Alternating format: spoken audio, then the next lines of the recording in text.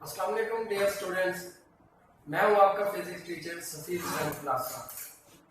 आज हम first year physics के chapter number 2 vectors and equilibrium का लेक्चर नंबर 46 डिस्कस करने जा रहे हैं। लेक्चर नंबर 46 में हम आज इक्विलिब्रियम को डिस्कस करेंगे और साथ साथ हम टाइप्स ऑफ इक्विलिब्रियम को डिस्कस करेंगे और आज हम फर्स्ट कंडीशन ऑफ इक्विलिब्रियम को भी डिस्कस करेंगे। आइए बच्चों, सबसे पहले हम इक्विलिब्रियम की तरफ चलते हैं। इक्विलिब्रियम क्या है? सिंपल हम वर्डिंग में कहते हैं कि if the body is at rest or moving with uniform velocity, then it is said to be equilibrium. हम कहते हैं कि अगर कोई भी बॉडी रेस्ट में हो, रेस्ट मीन उस बॉडी की वेलोसिटी हो। जब भी हम ये बात करते हैं कि if the body is at rest, इसका मतलब ये हुआ कि उसकी वेलोसिटी जीरो है, वो बॉडी मूव नहीं कर रही, वो बॉडी स्टैटिक कंडीशन में, इट मींस कि वो रुकी हुई है। अगर वेलोसिटी जीरो है तो उसका एक्सेलरेशन भी जीरो होगा। ये हम बात कर रहे हैं लीनियर वेलोसिटी और लीनियर एक्सेलरेशन की। जब भी हमने ये वर्ड यूज किया कि if the body is at rest, means उसकी लीनियर वेलोसिटी भी जीरो है और एंगुलर वेलोसिटी भी जीरो है। उसके बाद अगर लीनियर वेलोसिटी जीरो है तो लीनियर एक्सेलरेशन भी जीरो, अगर एंगुलर वेलोसिटी जीरो है तो एंगुलर एक्सेलरेशन भी जीरो। दूसरी बात हमने क्या कही है? और मूविंग विद यूनिफॉर्म वेलोसिटी। पहली बात तो ये है कि बॉडी इक्विलिब्रियम कंडीशन में कब होगी? कि if the body is at rest, जब वो रेस्ट में होती है तो ये चारों चीजें जीरो के इक्वल होती हैं। लीनियर वेलोसिटी भी जीरो होती है और एंगुलर वेलोसिटी भी जीरो होती है। जब लीनियर वेलोसिटी और एंगुलर वेलोसिटी जीरो होते हैं, then linear acceleration and angular acceleration भी जीरो होते हैं। उसके बाद दूसरी इसकी कंडीशन है मूविंग विद यूनिफॉर्म वेलोसिटी। अब हम कहते हैं कि हमारा वो ऑब्जेक्ट, हमारी वो बॉडी यूनिफॉर्म लीनियर वेलोसिटी के साथ मूव कर रही है, मींस उसकी वेलोसिटी क्या है? यूनिफॉर्म है, वो कांस्टेंट वेलोसिटी के साथ मूव कर रही है। अगर वो कांस्टेंट वेलोसिटी के साथ मूव कर रही है, देन उसका लीनियर एक्सेलरेशन जीरो आ जाएगा। और हम कहते हैं कि अगर वो बॉडी यूनिफॉर्म एंगुलर वेलोसिटी के साथ रोटेट कर रही है, तो फिर हम कहते हैं कि उसकी एंगुलर वेलोसिटी जो होगी वो यूनिफॉर्म होगी। अगर वो यूनिफॉर्म है तो फिर उसका एंगुलर एक्सेलरेशन क्या आ जाएगा? जीरो के इक्वल आ जाएगा। जब कोई भी ऑब्जेक्ट इन कंडीशंस को फुलफिल कर रहा हो तो हम कहते हैं कि उस वक्त वो बॉडी कौन सी कंडीशन में होगी? इक्विलिब्रियम की condition. If the body is at rest और moving with uniform velocity, then it is said to be in equilibrium. जब रेस्ट में होगी, linear velocity, angular velocity, linear acceleration and angular acceleration zero होंगी। इसके example हम क्या देते हैं? A book lying on a table. एक टेबल पे पड़ी बुक की लीनियर वेलोसिटी भी जीरो, एंगुलर वेलोसिटी भी जीरो, लीनियर एक्सेलरेशन भी जीरो, एंगुलर एक्सेलरेशन भी जीरो। दूसरी बात हम कहते हैं are moving with uniform velocity. अगर कोई बॉडी यूनिफॉर्म वेलोसिटी के साथ मूव कर रही है तो उसकी linear velocity zero, sorry uniform velocity के साथ मूव कर रही है तो लीनियर वेलोसिटी यूनिफॉर्म होगी। वो यूनिफॉर्म कांस्टेंट वेलोसिटी के साथ मूव कर रही है, देन उसका एक्सेलरेशन क्या आ जाएगा? जीरो आ जाएगा। अगर कोई बॉडी, इस वक्त हम इसकी कंडीशन क्या देंगे? हम कहते हैं कि a car moving with uniform linear velocity. अगर कोई बॉडी, अगर कोई कार स्ट्रेट पाथ के ऊपर यूनिफॉर्म या कांस्टेंट वेलोसिटी के साथ मूव कर रही हो, उस वक्त उसकी वेलोसिटी यूनिफॉर्म हो गई, लीनियर एक्सेलरेशन जीरो हो गया। दूसरी हम कंडीशन देते हैं कि body rotating with uniform angular velocity. जब कोई भी ऑब्जेक्ट यूनिफॉर्म एंगुलर वेलोसिटी के साथ रोटेट कर रहा होगा, उस वक्त उसकी एंगुलर वेलोसिटी तो यूनिफॉर्म हो गई, लेकिन एंगुलर एक्सेलरेशन 0 आ जाएगा। इसकी एग्जांपल हम क्या देते हैं, सीलिंग फैन। जब छत पे लगा हुआ फैन चल रहा होता है तो वो यूनिफॉर्म एंगुलर वेलोसिटी के साथ रोटेट कर रहा होता है। उस वक्त उसकी वेलोसिटी, एंगुलर वेलोसिटी तो यूनिफॉर्म हो गई, लेकिन एंगुलर एक्सेलरेशन 0 हो गया। ये थी उस वक्त हमारा जो ऑब्जेक्ट होता है, हमारा जो बॉडी होता है, वो इक्विलिब्रियम की कंडीशन होता है। ये एमसीक्यूज में भी पूछा जा सकता है कि जब बॉडी कंप्लीट इक्विलिब्रियम में होगा तो वो उसकी क्या कंडीशंस होगी। उस वक्त उसका लीनियर एक्सेलरेशन भी 0 होगा और एंगुलर एक्सेलरेशन भी 0 होगा। उसके बाद हम चलते हैं टाइप्स ऑफ इक्विलिब्रियम की तरफ। There are 2 types of equilibrium. First one is static equilibrium. Static equilibrium क्या होती है? हम कहते हैं if a body is at rest it is said to be in static equilibrium. अगर कोई बॉडी कंप्लीटली एट रेस्ट, अगर एक बॉडी की रेस्ट में है तो उस वक्त वो इक्विलिब्रियम में तो है, लेकिन इक्विलिब्रियम की कौन सी कंडीशन उस पर एप्लीकेबल होगी? वो होगी स्टैटिक इक्विलिब्रियम। स्टैटिक मींस सॉकेल, कंप्लीटली एट रेस्ट। हम बात करते हैं कि जब हमारा ऑब्जेक्ट कंप्लीटली रेस्ट में होगा, उस कंडीशन को हम कहते हैं स्टैटिक इक्विलिब्रियम। स्टैटिक इक्विलिब्रियम के लिए हमें कौन कौन सी चीजें याद करनी होगी? उस वक्त उस ऑब्जेक्ट की वेलोसिटी 0 होगी। अगर ये लीनियर वेलोसिटी 0 है तो फिर एंगुलर वेलोसिटी भी 0 होगी। क्यों 0 होगी? क्योंकि वो बॉडी रेस्ट में है। वहां से हम कहते हैं कि अगर ये इसकी लीनियर वेलोसिटी 0 है तो फिर लीनियर एक्सेलरेशन भी 0 होगा। अगर उसकी एंगुलर वेलोसिटी 0 थी तो एंगुलर एक्सेलरेशन भी 0 होगा। जब भी आपको ये कहा जाए कि if a body whose linear velocity and angular velocities are 0, then what is the type of equilibrium? वो कौन सी टाइप होगी? स्टैटिक इक्विलिब्रियम होगी।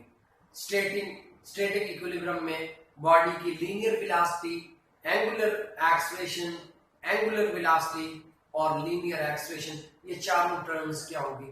0 के इक्वल होगी। इसकी एग्जांपल क्या है? वही example, a book lying on A table. Table पर पड़ी जो किताब है वो रेस्ट की हालत में है, वो स्टैटिक इक्विलिब्रियम में है। उसके बाद हम बात करते हैं सेकंड टाइप ऑफ इक्विलिब्रियम में। सेकंड टाइप ऑफ इक्विलिब्रियम में क्या आता है? Dynamic equilibrium. Dynamic means motion. अब हम कहते हैं कि if a body is moving with uniform velocity और rotating with uniform angular velocity, then the body is said to be in dynamic equilibrium. अब हम बात करते हैं कि हमारा ऑब्जेक्ट, हमारा बॉडी मूव कर रहा है, बट किस वेलोसिटी के साथ मूव कर रहा है? विद यूनिफॉर्म वेलोसिटी और rotating with uniform angular velocity, then the body is said to be in dynamic equilibrium. आइए हम इसको डिस्कस करते हैं कि जब हमारा कोई बॉडी, हमारा कोई ऑब्जेक्ट डायनामिक इक्विलिब्रियम में होगा, हमें कौन सी टर्म्स याद रखनी होगी? इसकी स्टेटमेंट से if a body is moving with uniform velocity, जब कोई ऑब्जेक्ट यूनिफॉर्म वेलोसिटी के साथ मूव करता है, इट मींस कि उसकी वेलोसिटी, लीनियर वेलोसिटी होगी यूनिफॉर्म। एग्जांपल कौन सी दे देते हैं? A car moving with uniform linear velocity. हम कहते हैं कि जब हमारा कोई ऑब्जेक्ट या कार स्ट्रेट पाथ के ऊपर यूनिफॉर्म लीनियर वेलोसिटी के साथ मूव कर रही हो, वेलोसिटी उसकी यूनिफॉर्म हो गई, तो एक्सेलरेशन क्या आ जाएगा? 0। एक्सेलरेशन क्यों 0 आएगा? क्योंकि एक्सेलरेशन इक्वल टू होता है final velocity minus initial velocity over time. क्योंकि वो कार या वो ऑब्जेक्ट कांस्टेंट वेलोसिटी के साथ मूव कर रहा है, मींस उसकी फाइनल वेलोसिटी और इनिशियल वेलोसिटी सेम है। जब सेम होगी तो लीनियर एक्सेलरेशन क्या आ जाएगा? 0 के इक्वल आ जाएगा। उसके बाद उसने कहा कि are rotating with uniform angular velocity. अगर वो ऑब्जेक्ट यूनिफॉर्म एंगुलर वेलोसिटी के साथ रोटेट कर रहा होगा, देन उसकी एंगुलर वेलोसिटी क्या होगी? यूनिफॉर्म। ओमेगा से हम रिप्रेजेंट करते हैं। ये हमारे पास क्या? ओमेगा। ये होती है एंगुलर वेलोसिटी जब कोई ऑब्जेक्ट सर्कुलर पाथ पे मूव कर रहा हो तो उसकी वेलोसिटी को हम क्या कह देते हैं, एंगुलर वेलोसिटी, और उसको हम ओमेगा से रिप्रेजेंट करते हैं। ओमेगा क्या आ गया, यूनिफॉर्म, देन एंगुलर एक्सेलरेशन क्या आ जाएगा, 0। क्यों? क्योंकि एंगुलर एक्सेलरेशन को हम अल्फा से रिप्रेजेंट करते हैं और ये किसके इक्वल होता है, omega F minus omega I over T. If a body is moving with uniform velocity or rotating with uniform angular velocity, then the body is said to be in dynamic equilibrium. Dynamic equilibrium में क्या होगा, linear velocity और angular velocity दोनों uniform होंगे, linear acceleration और angular acceleration क्या होंगे, 0 होंगे। उसके बाद हम डिस्कस करते हैं हमारे पास कंकरेंट फोर्सेस और कोप्लेनर फोर्सेस क्या होती है। कंकरेंट फोर्सेस को हम डिस्कस करते हैं, ये कौन सी फोर्सेस हैं, हम कहते हैं the forces which passes through one point. ऐसी फोर्सेस जो एक ही पॉइंट से पास आउट हो वो कंकरेंट फोर्सेस कहलाती हैं। मैं आपको डायग्राम से समझाता हूं। लेट्स से मैं कहता हूं कि मेरे पास ये एक्स एक्सिस, ये मेरे पास वाई एक्सिस है, जहां पर ये दोनों एक्सिस या ये दोनों लाइन, हॉरिजॉन्टल लाइन और वर्टिकल लाइन जिस पॉइंट पे इंटरसेक्ट करती हैं, ये पॉइंट कहलाता है ओरिजिन। अगर मैं कहूं कि मेरे पास एक फोर्स है F1, F1 is acting along the x-axis and the force F2 is acting along the y-axis। जब ये दोनों फोर्सेस F1 और F2 दो एक्सिस पर एक्ट कर रही है, F1 एक्स एक्सिस के अलॉन्ग एक्ट कर रही है और F2 वाई एक्सिस के अलॉन्ग एक्ट कर रही है, तो ये दोनों फोर्सेस जिस पॉइंट पर इंटरसेक्ट करती हैं, पास आउट होती हैं, इंटरसेक्ट करती हैं, उसको कहते हैं ओरिजिन। और जिस पॉइंट से ये पास आउट हो रही है उसी ओरिजिन से ये दोनों फोर्सेस पास आउट हो रही हैं, तो हम कहते हैं कि ये दोनों फोर्सेस क्या कहलाती हैं, कंकरेंट फोर्सेस कहलाती हैं। क्योंकि हमने कह दिया था forces which passes through one point, ऐसी फोर्सेस जो एक ही पॉइंट से पास आउट हो वो कहलाती है कंकरेंट फोर्सेस। हमने डायग्राम में देखा F1 और F2 एक ही पॉइंट से पास आउट हो रही है और वो पॉइंट कौन सा है, ओरिजिन। ये दोनों फोर्सेस ओरिजिन से पास आउट हो रही है, इसलिए हम क्या लेते हैं कि ये F1 और F2 क्या होंगे, कंकरेंट फोर्सेस होंगे। उसके बाद है कोप्लेनर फोर्सेस। कोप्लेनर फोर्सेस कौन सी होगी, the forces lying in the same plane। ऐसी फोर्सेस जो एक ही प्लेन में लाई करती हैं वो कहलाती है कोप्लेनर फोर्सेस। को same planar planes imply, same plane में एक्ट करने वाली फोर्सेस कोप्लेनर फोर्सेस कहलाती हैं। आइए बच्चों हम डायग्राम से देखते हैं कोप्लेनर फोर्सेस कौन सी होती है। अगर मैं इसी डायग्राम को डिस्कस करूं, पहले तो मैं प्लेन की बात करूं कि प्लेन कैसे बनता है, प्लेन कैसे डिफाइन होता है। जब भी दो वेक्टर्स की टेल्स आपस में कोइंसाइड होती हैं उस वक्त प्लेन डिफाइन हो जाता है।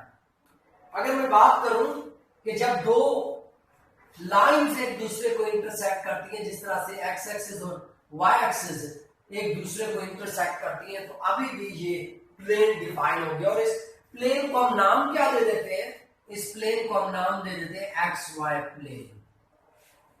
क्या नाम दे देते हैं, एक्स वाई प्लेन। अब इस एक्स वाई प्लेन में एक्ट करने वाली तमाम फोर्सेस क्या कहलाएंगी, कोप्लेनर फोर्सेस कहलाएंगी। लेट्स से हम क्या देते हैं कि एक फोर्स है F1 जो कि एक्ट करती है एक्स एक्सिस के अलावा, और दूसरी फोर्स है हमारे पास F2 जो एक्ट करती है वाई एक्सिस के अलावा। तो ये दोनों फोर्सेस F1 और F2 क्या कहलाएंगे, कोप्लेनर फोर्सेस कहलाएंगे, क्योंकि ये सेम प्लेन में एक्ट कर रही है। जरूरी नहीं है कि वो एक्सिस के अराउंड एक्ट करें, वो यहां पर भी एक्ट कर सकती है। कहने का मतलब ये है कि वो एक ही प्लेन में लाई करती है, वो कहलाएंगी कोप्लेनर फोर्सेस। आइए हम कंडीशंस ऑफ इक्विलिब्रियम की तरफ चलते हैं, उनको डिस्कस करते हैं। सबसे पहले हम फर्स्ट कंडीशन ऑफ इक्विलिब्रियम को डिस्कस करते हैं। फर्स्ट कंडीशन ऑफ इक्विलिब्रियम क्या है, हम उसकी स्टेटमेंट को देखते हैं कि फर्स्ट कंडीशन ऑफ इक्विलिब्रियम की स्टेटमेंट क्या है। The vector sum of all the forces acting on a body must be a null vector. The vector sum of all the forces acting on a body must be a null vector. कहने का मतलब यह है कि magnitude of all the forces acting on a body is equal to 0. कि एक body के ऊपर अमल करने वाली तमाम फोर्सेस का मजमूआ 0 आना चाहिए. मैथमेटिकल फॉर्म से देखते हैं. समेशन क्यों लगाया है? क्योंकि ये फोर्सेस का मजमूआ है. समेशन हम यूज करते हैं सम के लिए. जब एक ऑब्जेक्ट पर एक से ज्यादा फोर्सेस एक्ट कर रही हो तो हम उनको वेक्टर फॉर्म में लिखने के लिए समेशन का साइन यूज करते हैं. सम अप कर देते हैं उन फोर्सेस को. समेशन एफ फोर्स एक वेक्टर है इसलिए वेक्टर का साइन लगा दिया. Equal to null vector. Null vector क्या होता है? ऐसा वेक्टर जिसकी मैग्नीट्यूड क्या हो? 0.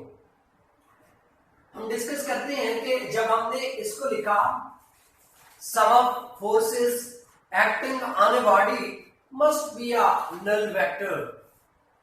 हम कहते हैं कि एक ऑब्जेक्ट जिसके ऊपर अमल करने वाली तमाम फोर्सेस का मजमूआ 0 हो वो कहलाती है first condition equilibrium. First condition of equilibrium कहलाती है. आइए हम कोई एग्जांपल ढूंढते हैं कि कौन से ऑब्जेक्ट पर first condition of equilibrium applicable होती है. मैं कहता हूं कि मेरे पास 2 टीम्स है. एक टीम 6 पीपल्स पर मुश्तमिल है. 2 टीमें हैं जिसमें 6 मेंबर्स 6 प्लेयर्स हैं. एक टीम इस साइड पे और दूसरी टीम इस साइड पे है. वो एक रोप लेते हैं, रस्सी लेते हैं. 6 प्लेयर्स उस रस्सी को राइट साइड से पकड़ते हैं और 6 पीपल लेफ्ट साइड से. दोनों टीम्स उस रस्सी के ऊपर, ये फर्स्ट टीम भी 500 न्यूटन की फोर्स लगाती है और ये दूसरी टीम भी 500 न्यूटन की फोर्स लगाती है. कहने का मतलब ये हुआ कि उस रस्सी के ऊपर लगाई जाने वाली फोर्सेस का मजमूआ अगर लें तो वो 0 आएगा. वाई?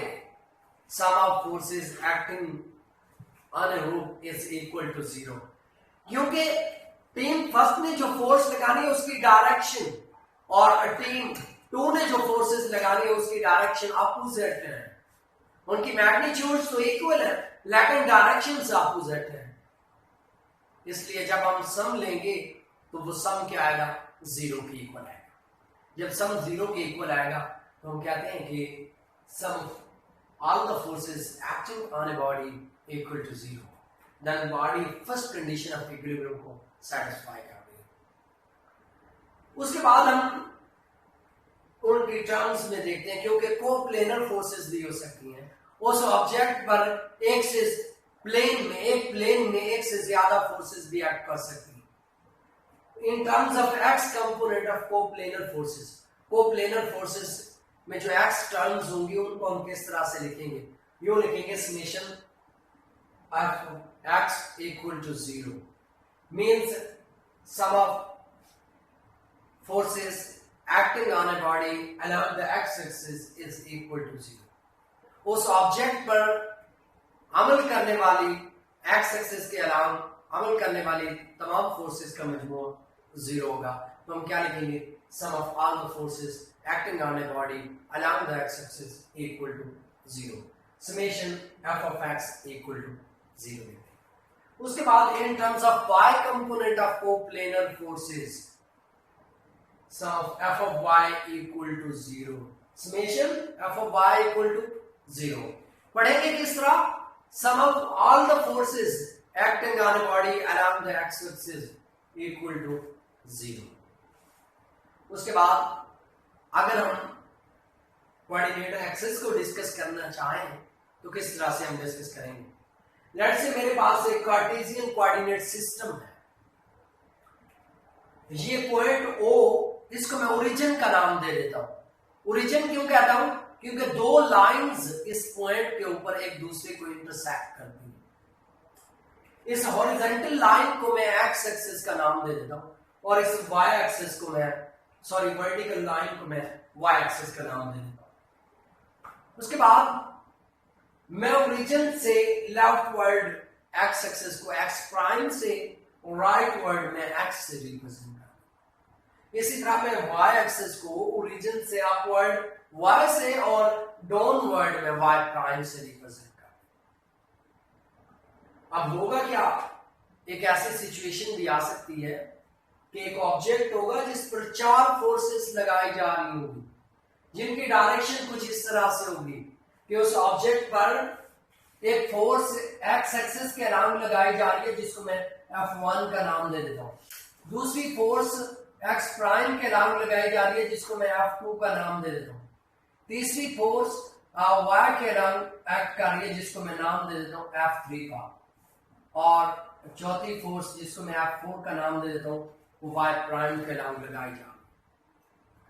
तो फिर जब आप न्यूमेरिकल्स सॉल्व करते हैं, हम कह देते हैं कि ये जो फोर्सेस है F1, F2, F3 और F4, ये तमाम फोर्सेस मैग्नीट्यूड में इक्वल है। जब ये मैग्नीट्यूड में इक्वल होगी तो इनका सम जो आ जाएगा वो 0 आएगा। कैसे 0 होगा इसको हम डिस्कस करते हैं। Forces acting on right side are equal to the forces acting on left side. हम क्या करेंगे, हम इस राइट वर्ड फोर्सेस, उस ऑब्जेक्ट पर अमल करने वाली जो राइट वर्ड फोर्सेस होगी वो इक्वल टू होंगी लेफ्ट वर्ड फोर्सेस के। मैग्नीट्यूड में इक्वल बट डायरेक्शन में क्या होंगी, अपोजिट। तो sum of forces along the x axis equal to 0 आ जाएगा। इसी तरह से upward forces acting upward are equal to the forces acting downward. हम क्या करेंगे, हम वाई एक्सिस के अराउंड, इट मींस के F3 और F4 मैग्नीट्यूड में तो इक्वल है लेकिन डायरेक्शन में अपोजिट, तो इनका सम क्या आ जाएगा 0। Sum of forces acting on a body along the Y axis equal to 0। ये न्यूमेरिकल्स में बहुत ज्यादा इंपॉर्टेंट होगा। न्यूमेरिकल्स को जब भी हम सॉल्व करेंगे तो हम लेफ्ट वर्ड फोर्सेस को नेगेटिव और राइट वर्ड फोर्सेस को पॉजिटिव, इसी तरह से अपवर्ड फोर्सेस को पॉजिटिव और डाउनवर्ड फोर्सेस को नेगेटिव लेंगे। जब हम कहते हैं कि हमारे ऑब्जेक्ट पर लगाई जाने वाली तमाम फोर्सेस का मजमूआ 0 आ जाता है, तो अगर हम सेकंड हाफ मोशन को डिस्कस करें F equal to ma, force 0 तो एक्सलेरेशन ऑटोमेटिकली 0।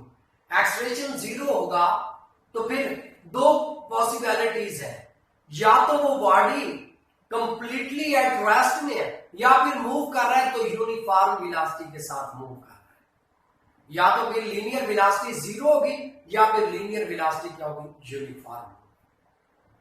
इस फर्स्ट कंडीशन ऑफ इक्विलिब्रियम में हम अगर प्रीवियस पॉइंट को डिस्कस करें तो उसमें ये कंडीशन आएगी, या तो वेलोसिटी 0 होगी या तो फिर क्या होगा, वेलोसिटी हमारे पास क्या आ जाएगी, यूनिफॉर्म आ जाएगी। नेक्स्ट लेक्चर में इंशाल्लाह हम सेकंड कंडीशन ऑफ इक्विलिब्रियम को डिस्कस करेंगे और ट्रांसलेशनल और रोटेशनल इक्विलिब्रियम को डिस्कस करेंगे, और एक इंपॉर्टेंट पॉइंट के कौन सी कंडीशंस हैं जिन कंडीशंस में बॉडी कंप्लीट इक्विलिब्रियम में होती है, तो वो इंशाल्लाह नेक्स्ट लेक्चर नंबर 47 में डिस्कस करेंगे। तब तक के लिए मुझे इजाजत दीजिए। अल्लाह हाफिज।